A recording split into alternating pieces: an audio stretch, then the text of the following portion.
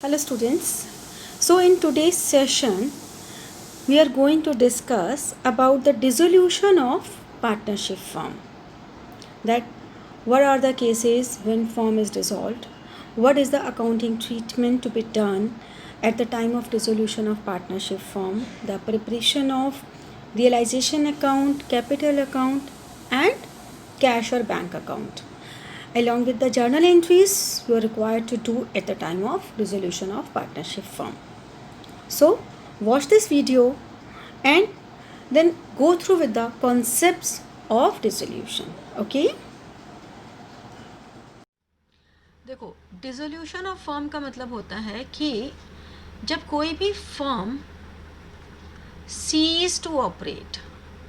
Seize to operate का मतलब क्या हो गया? उसने काम करना ही बंद कर दिया। मतलब जो उसकी ऑपरेशनल एक्टिविटी है, the operational activity of any firm is closed. उन्होंने जो भी वो काम कर रहे थे उस काम को करना बंद कर दिया। तो डिसोल्यूशन ऑफ फर्म का मतलब है फर्म का स्टेटस खत्म हो गया। ठीक है ना? एक होता है डिसोल्यूशन ऑफ फर्म और एक होता है डिसोल्यूशन ऑफ पार्टनरशिप। जो तुमने बात करी कि जब भी कोई चेंज इन पीएसआर होता है, जब भी कोई एडमिशन होता है, जब भी कोई रिटायरमेंट या डेथ होता है, तब होता क्या है कि जो रिलेशनशिप है पार्टनर्स का, रिलेशनशिप अमंग पार्टनर्स चेंजेस। लेकिन डिसोल्यूशन ऑफ फर्म में फर्म ही काम करना बंद कर देती है। जो भी उसकी ऑपरेशनल एक्टिविटी है वो बंद हो जाती है। जो भी बुक्स ऑफ अकाउंट्स हैं वो क्लोज हो जाते हैं। यह डिसोल्यूशन ऑफ फर्म होता है। तो डिसोल्यूशन ऑफ पार्टनरशिप और डिसोल्यूशन ऑफ फर्म में क्या डिफरेंस हुआ कि पार्टनरशिप में तो हमारा सिर्फ रिलेशनशिप चेंज हो रहा है, जो भी पार्टनर्स का आपस में रिलेशनशिप है वो चेंज हो रहा है। लेकिन डिसोल्यूशन ऑफ फर्म में फर्म बिल्कुल ख़त्म हो गई, बुक्स ऑफ अकाउंट्स बिल्कुल क्लोज हो जाती हैं। ठीक है? इसमें जो हमारी रीपेमेंट होती है, अब अगर फर्म बंद हो गई तो हमें रीपेमेंट तो करनी होगी। तो रीपेमेंट करने का ऑर्डर क्या रहता है? सबसे पहले तो जो भी डिसोल्यूशन एक्सपेंसेस हैं उनकी पेमेंट करते हैं। ऐसे कोई एक्सपेंसेस जो डिसोल्यूशन से जुड़े हुए हैं, या फिर जो भी हमारी एक्सटर्नल लायबिलिटी है, और एक्सटर्नल लायबिलिटी में भी जो भी हमारी सिक्योर्ड है, फिर अनसिक्योर्ड लायबिलिटी, फिर उसके बाद पार्टनर का लोन, उसकी पेमेंट होती है, फिर पार्टनर्स कैपिटल होती है। ये हमारी सीक्वेंस होती है कोई भी पेमेंट करने की। समझ में आया कि ये हमारी सीक्वेंस होती है। अब इसमें आता है नेक्स्ट कि कौन कौन से हमारे अकाउंट्स बनते हैं। अकाउंट्स कौन कौन से हैं जो मेन इसमें प्रिपेयर्ड होते हैं? इसमें रियलाइजेशन अकाउंट प्रिपेयर्ड होता है। बाकी सब में रिवैल्यूएशन होता था, यहाँ पे रियलाइजेशन अकाउंट होता है और इसको बनाने का प्रोसेस भी अलग होता है जो मैं बताऊंगी अभी। रियलाइजेशन अकाउंट के बाद नेक्स्ट हमारा आता है पार्टनर्स कैपिटल अकाउंट, नेक्स्ट आता है कैश और बैंक अकाउंट। मेनली ये तीन हमारे अकाउंट बनते हैं नेसेसरी में, जिसमें कि लास्ट में ये अकाउंट हमारा टैली होना चाहिए। ठीक है? तो realisation account, partners capital account, bank और कैश अकाउंट। अब अगर हम इसका प्रोसेस करें, स्टेप्स ऑफ डिसोल्यूशन, तो step number 1, close all ledgers of assets and liabilities. जितने भी हमारे assets and liabilities के ledgers हैं हम उन्हें क्लोज कर देंगे. और क्लोज कैसे करेंगे? By transferring into realization account.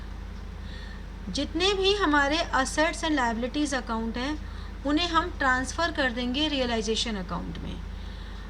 Step 2 में पे ऑफ ऑल लायबिलिटीज. जितनी भी लायबिलिटीज हैं उन्हें पे ऑफ कर देंगे. और step 3 sale of all assets. ठीक है. इफ एनी असेट, या हम ये कह सकते हैं कि if the realizable value of any asset is not given. अगर मान लो कोई एसेट है, हमें उसके लिए कुछ गिवन ही नहीं है कि ये कितने में बिका, हमें मेंशन ही नहीं किया हुआ कि ये एसेट कितने में सेल हुआ, तो if realizable value of any asset is not given then it should be taken as 0. हम अपनी मर्जी से नहीं मानेंगे कि इसकी ये वैल्यू होगी, but not assumed in case of liabilities. इस लाइन का मतलब क्या हुआ कि लायबिलिटीज तो हमें सारी ही पे करनी है. लायबिलिटीज तो सब पे करनी है जितनी भी हैं. अगर किसी लायबिलिटी की रियलाइजेबल वैल्यू गिवन नहीं भी है कि कितनी पे की है, तब भी उसे हम पे कर देंगे एज इट इज़. लेकिन असेट में ऐसा नहीं होता. ठीक है.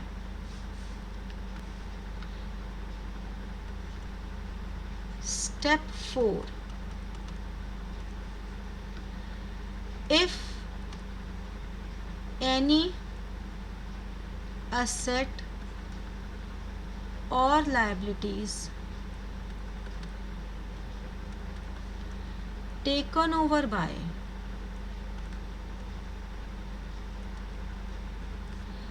any partner,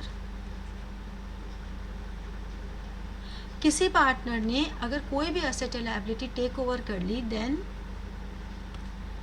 it should be recorded. फिर हम उसकी रिकॉर्डिंग भी कर देंगे. फिर फाइनली कैलकुलेट प्रॉफिट और loss on realisation and distribute it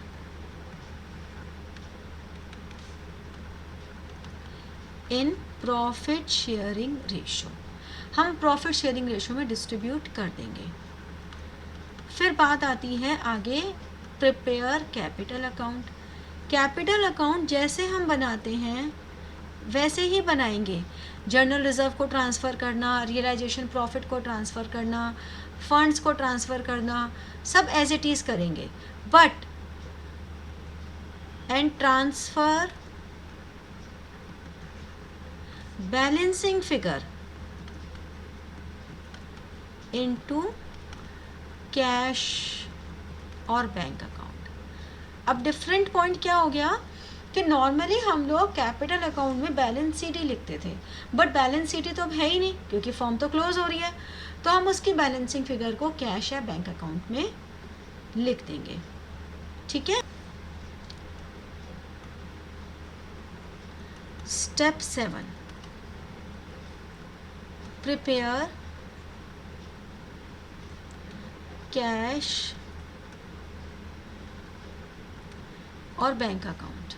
हम कैश या बैंक अकाउंट प्रिपेयर करेंगे और which must be tally.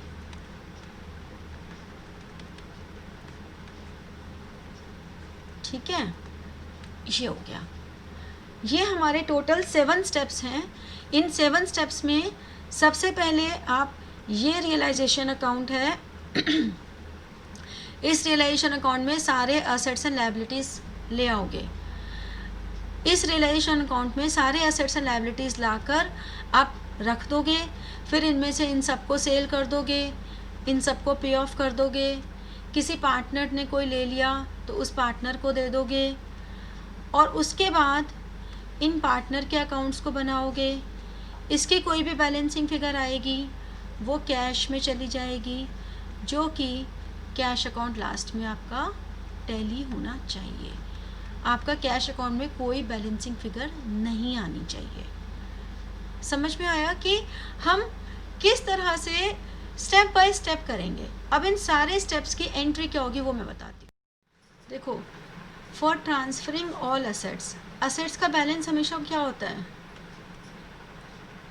Debit balance होता है। तो जो डेबिट बैलेंस होता है उसको हमें अगर क्लोज करना है तो हमें क्रेडिट करना होगा। तो हम क्या करेंगे? रियलाइजेशन अकाउंट में, रियलाइजेशन अकाउंट में डेबिट कर देंगे। और रियलाइजेशन अकाउंट की नेचर होती है नॉमिनल। नॉमिनल नेचर का मतलब हो गया, हम ये एज्यूम करके चल लेते हैं कि जितनी भी असेट्स हैं उन सब की वैल्यू हमने ख़त्म कर दी। मतलब सारे असेट्स के अकाउंट हमने क्लोज कर दिए, सारी असेट्स की वैल्यू हमने क्लोज कर दी और उनकी वैल्यू ज़ीरो कर दी एट बुक वैल्यू। जो भी उनकी बुक वैल्यू है उस पर ट्रांसफ़र कर देंगे सारे असेट्स रियलाइजेशन के डेबिट में। और असेट्स का डेबिट बैलेंस होता है, उन्हें क्रेडिट करके क्लोज कर देंगे। इसमें हमें ध्यान क्या क्या रखना है कि कोई भी अगर कैश या बैंक बैलेंस है वो ट्रांसफ़र नहीं होंगे, आर नॉट ट्रांसफ़र। क्यों ट्रांसफ़र नहीं होंगे?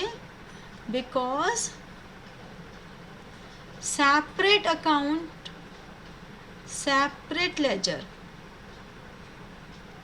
Is maintain. हम उसके लिए सेपरेट लेजर मेंटेन करते हैं। फिर अगर किसी भी तरह का प्रॉफिट एंड लॉस अकाउंट का debit balance, advertisement suspense account are not transfer. वो क्यों नहीं करते? Because it has been distributed among partners. इसको हम पार्टनर्स कैपिटल अकाउंट में डिस्ट्रीब्यूट करते हैं। तो it has been distributed among partners, इनको हम ट्रांसफ़र नहीं करते। डेबिट बैलेंस अगर कैपिटल अकाउंट के हैं, debit balance of capital account are not transfer. क्यों नहीं करते? बिकॉज सेपरेट अकाउंट हम बनाते हैं। कैपिटल अकाउंट हम अलग से बनाते हैं, सेपरेट अकाउंट इज प्रिपेयर्ड। ठीक है। इसके अलावा अगर कोई भी मान लो हमारा डेटर है तो provision for doubtful debts are not considered. अब इस लाइन का मतलब क्या हुआ? मान लो तुम्हारे डेटर्स हैं 50,000 लेस प्रोविज़न। तो अब अगर प्रोविज़न 5,000 है भी तब भी उसका कोई मतलब तो है नहीं। हम तो अपना बिजनेस ख़त्म कर रहे हैं। प्रोविज़न हमने बनाया था फ्यूचर बैड डेट्स के लिए, अब फ्यूचर है ही नहीं तो इस प्रोविज़न का कोई मतलब नहीं होता। तो हम लोग जो यहाँ ट्रांसफ़र करेंगे realisation account debited to debtors, तो realisation account debit to debtors हम पूरा 50,000 करेंगे। ठीक है। पूरा का पूरा 50,000। तो यहाँ पर realization account debit to debtors तो 50,000, और जो प्रोविज़न है वो अलग से provision for doubtful debts account debited to realization account कर देंगे 5,000 से। तो डेटर्स जो होते हैं वो without deducting provision, debtors are transferred without deducting provision, इस बात का तुम्हें ध्यान रखना है, ठीक है। सेकेंड एंट्री हम करते हैं फिर हम कहते हैं फॉर ट्रांसफरिंग लाइबिलिटीज अकाउंट।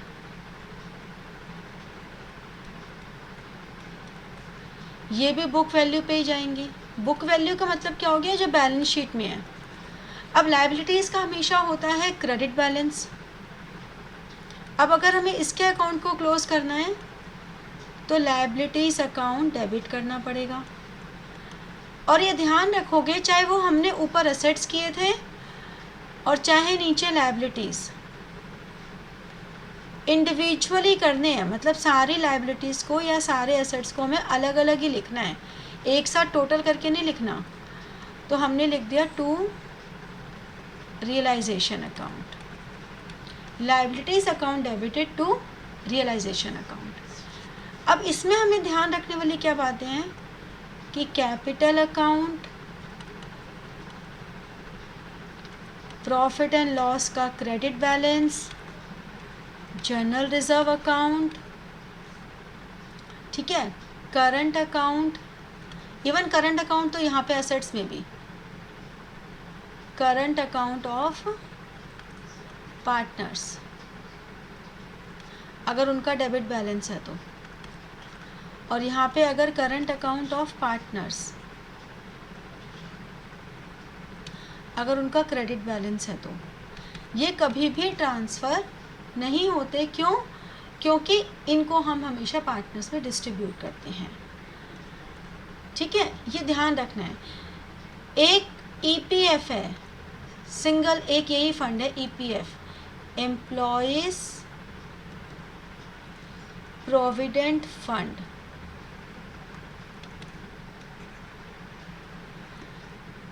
ये एक सिंगल फंड ऐसा है जिसको हम as an external liability, single fund which is treated as liability, इसको हम एक्सटर्नल लाइबिलिटी की तरह ट्रीट करते हैं।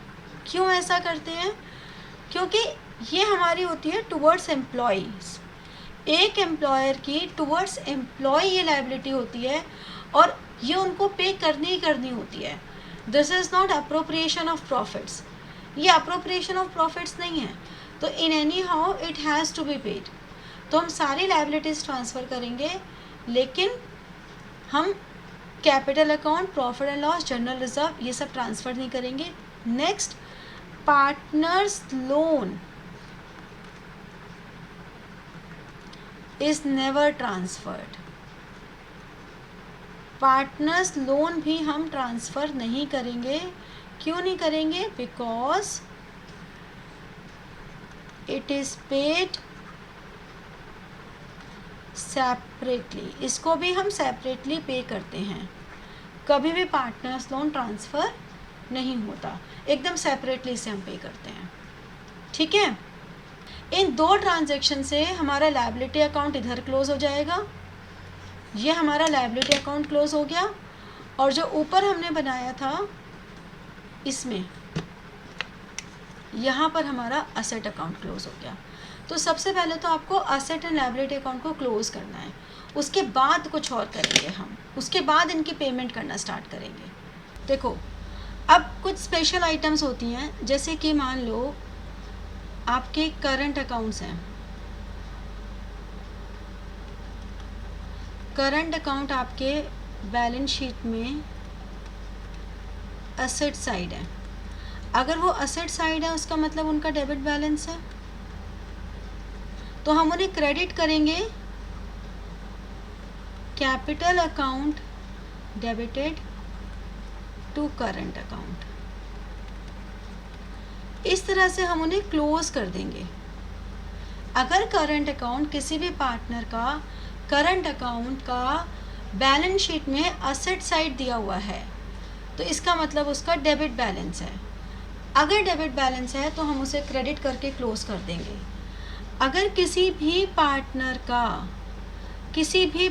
का करंट अकाउंट बैलेंस शीट में लायबिलिटी साइड है, अगर ये लायबिलिटी साइड है तो इसका मतलब उसका क्रेडिट बैलेंस है, तो हम उसको डेबिट करेंगे उस पार्टनर के करंट अकाउंट को और उसी पार्टनर के कैपिटल अकाउंट में डाल के ट्रांसफ़र कर देंगे और क्लोज कर देंगे। इसे हमने क्लोज कर दिया। तो आपको ध्यान ये रखना है कि current account is always closed. Conclusion क्या निकला इन सारी बातों का कि current account is always closed by transferring into capital account. आपको बस ये ध्यान रखना है कि कैपिटल अकाउंट में ट्रांसफ़र करके हम उसे क्लोज कर देते हैं। एक तो ये आइटम हो गया। दूसरा एक आइटम आता है आपके पास investment fluctuation reserve. Investment fluctuation reserve. ये जो इन्वेस्टमेंट फ्लक्चुएशन रिजर्व है इसमें क्या होगा, इन्वेस्टमेंट तो आपको जैसे ये बैलेंस शीट है, यहाँ पे इन्वेस्टमेंट दे रखी है 1 लाख की, यहाँ पे इन्वेस्टमेंट फ्लक्चुएशन रिजर्व दे रखा है 20,000 का। आपको इसका कुछ भी नहीं करना, नॉर्मल इन्वेस्टमेंट जैसे असेट्स ट्रांसफ़र करते हैं वैसे ट्रांसफ़र कर देनी है और IFR जैसे लायबिलिटीज़ ट्रांसफ़र करते हैं वैसे कर देनी है। मतलब इसको हम कर देंगे realization account debited to investment account. ठीक है। और अगर आपको बुक वैल्यू 95,000 दे रखी है तब भी आपने ये एंट्री करनी 1 लाख से ही है, यानी कि बुक वैल्यू से करनी है, मार्केट वैल्यू से नहीं करनी। Not from market value. Market value को हम बाद में कंसिडर करेंगे, अभी नहीं करेंगे, उसे हम बाद में कंसिडर करेंगे। इधर जो इन्वेस्टमेंट फ्लक्चुएशन रिजर्व है इसको नॉर्मल लायबिलिटीज़ के जैसे, यानी कि investment fluctuation reserve account debited to realization account कर देनी है। हमें इसमें और कुछ नहीं करना, ना डिस्ट्रीब्यूट करना ना कुछ करना। हाँ, अगर तुमने डिस्ट्रीब्यूट कर भी दिया, अगर तुमने investment fluctuation reserve to partners capital account कर भी दिया तो ऐसा कुछ बड़ा गुनाह नहीं हो जाएगा। मान लो तुम ऊपर रियलाइजेशन में ट्रांसफ़र करना भूल गए, तुम इसको बाद में पार्टनर्स में डिस्ट्रीब्यूट कर दो, आपका जो फाइनल आंसर है उस पर कोई इम्पैक्ट नहीं आने वाला। इन्वेस्टमेंट फ्लक्चुएशन रिजर्व की वजह से सिर्फ रियलाइजेशन अकाउंट के प्रॉफिट या लॉस पे इम्पैक्ट पड़ेगा, वो भी गलत नहीं माना जाता। एग्जामिनर के पास दोनों आंसर होते हैं। आप लास्ट में क्वेश्चन के या स्टार्टिंग में जगह कहीं पे देख के लिख दो कि investment fluctuation reserve is distributed among partners. ये नहीं कि अरे मैंने तो कैसे कर दिया, ऊपर डालना भूल गए, अब उसे काटो पीटो ये करो, ऐसा कुछ करने की ज़रूरत नहीं है। हमारे को फर्स्ट प्रेफरेंस देनी है कि उसे रियलाइजेशन में ट्रांसफ़र करना है। This is our first preference. But if it has not been transferred to realization account, it can be distributed among partners in their profit sharing ratio। ये हुई एक कहानी। अब हम आते हैं एक और कहानी पे, तीसरी, वो है workman compensation reserve. Workman compensation reserve normally partners capital में ट्रांसफ़र होता है, ठीक है ना। वो हम पार्टनर्स कैपिटल अकाउंट में ट्रांसफ़र कर देंगे, किस रेशो में, PSR में। But if any liability arises, अगर किसी तरह की कोई लायबिलिटी अराइज हो जाती है, if any liability arises then the equivalent amount, एक equivalent amount of liability should be transferred to realization account. क्या मतलब हुआ इसका? मान लो तुम्हारे पास WCR दे रखा है 10,000। पहला केस हम लें कि वर्कमैन कंपनसेशन लायबिलिटी तुम्हारी निल है, तो तुम इसमें सिंपली WCR टू पार्टनर्स कर दोगे। सेकंड में तुम्हारी वर्कमैन कंपनसेशन लायबिलिटी मान लो 2,000 है, तो तुम WCR debit 10,000 to workman to realization account. जितनी उसकी लायबिलिटी है ना, उतनी लायबिलिटी सिर्फ रियलाइजेशन में ट्रांसफ़र करोगे रिजर्व के, और उसके अलावा जो बाकी है वो पार्टनर्स में डिस्ट्रीब्यूट कर दोगे। मतलब आप सिर्फ उतना ही लेके चलोगे रियलाइजेशन में जितना कि आपके पास लायबिलिटी जनरेट हुई है। अगर लायबिलिटी फॉर बाय चांस 11,000 आ जाती, तब भी आप पूरा का पूरा रियलाइजेशन में ट्रांसफ़र कर देते, समझे। मतलब इन नटशेल अगर कोई लायबिलिटी जनरेट हुई है तभी उतना पोर्शन हम रियलाइजेशन में ट्रांसफ़र करेंगे, अदरवाइज वो पार्टनर्स में ही डिस्ट्रीब्यूट होगा। किस रेशो में? जो भी उनकी प्रॉफिट शेयरिंग रेशो है, ठीक है। पूरा ये 11,000 जो है ना, पूरा का पूरा 11,000 अगर by chance workman compensation liability 10,000 भी होती तो हम 10 के 10,000 कर देते। अगर निल है तब तो पूरा ही पार्टनर्स को जाएगा। तो बेसिकली पार्टनर्स को ही जाना है अनलेस एंड अनटिल आपकी कोई लायबिलिटी जनरेट नहीं हो जाती।